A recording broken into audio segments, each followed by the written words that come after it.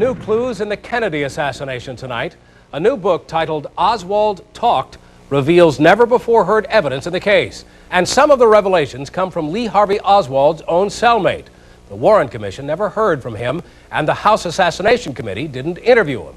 But John Elrod may be the most important witness yet in the slaying of John F. Kennedy, because on the day the president died, he was thrown into a jail cell with Lee Harvey Oswald.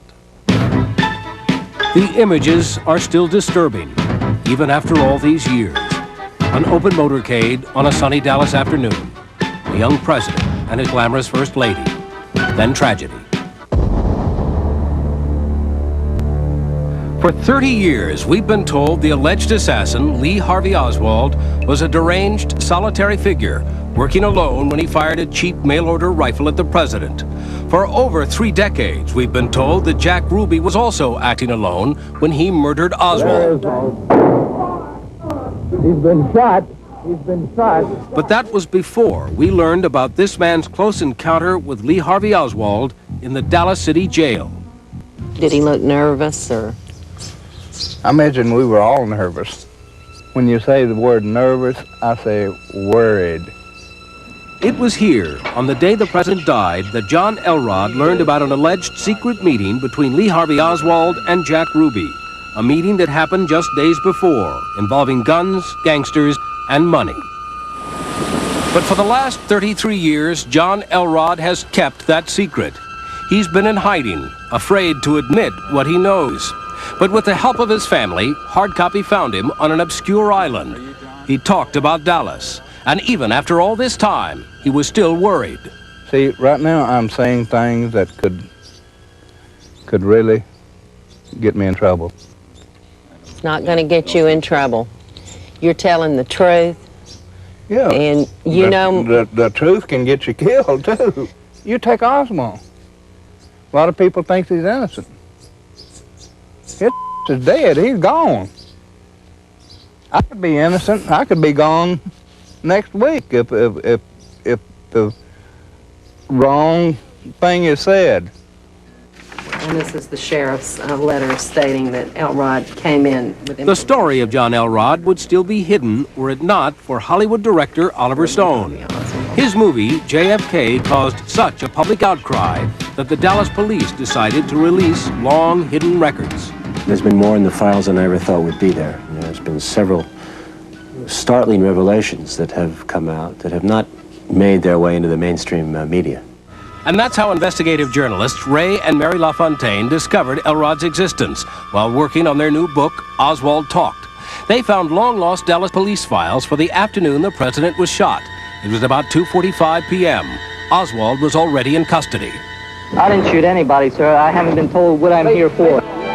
Somebody reported seeing a man with a rifle not far from Ely Plaza.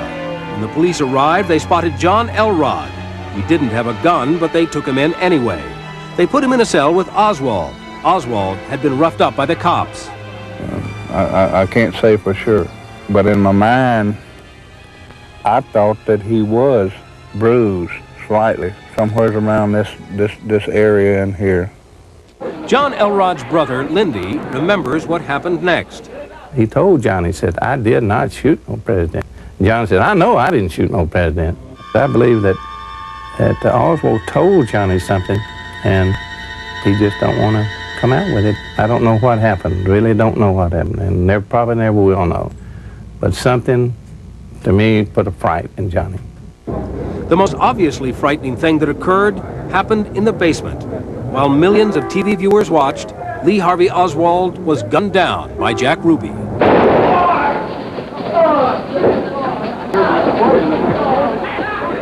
It scared the hell out of me because I knew Jack Ruby. But something else scared John Elrod too. According to newly discovered documents, Elrod was tormented by what he knew.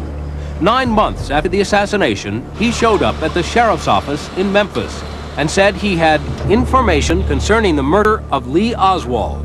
The FBI was called in. He told them that back in the Dallas jail, his cellmate had talked about a motel room meeting where money changed hands. It was some sort of gun deal, and Jack Ruby was at the meeting too. Now, Oswald was never mentioned in the FBI report, but if the story checks out, it is extraordinary because it places Ruby and Oswald together just days before the assassination, something that the Warren Commission, the 1979 House Committee on Assassinations, and 30 years of independent investigations have failed to do.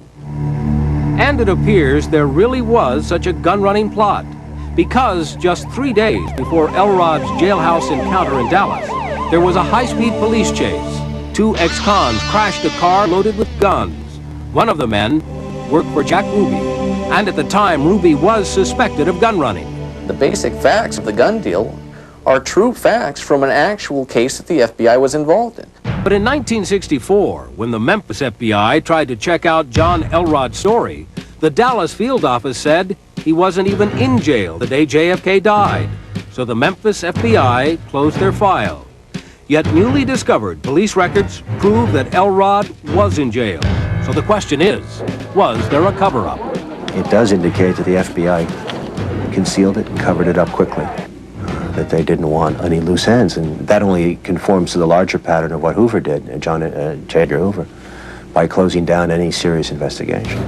So what was John Elrod's big secret? Perhaps the biggest secret of all. The knowledge that when Jack Ruby shot Lee Harvey Oswald, he was killing somebody he knew, somebody he wanted to keep quiet.